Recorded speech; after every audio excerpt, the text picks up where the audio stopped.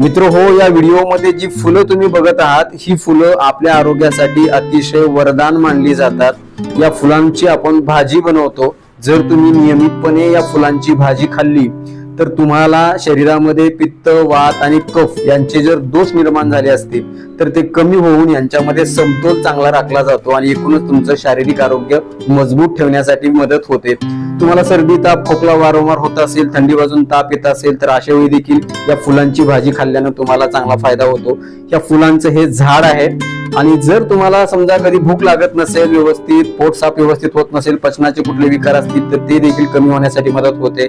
महिलांच्या मध्ये, मुलींच्या मध्ये मासिक पाळीमध्ये अनियमितता येत असेल किंवा पाळीच्या संबंधित कुठलीही तक्रार असेल तर त्याच्यावर देखील चांगला आराम याच्यामुळे मिळतो। यासोबतच जेवणामध्ये चांगली चव या भाजीमुळे येते। ही भाजी अशा पद्धतीने आपण कांदा, जिरे, मोहरी, मीठ, तिखट टाकून करू शकतो।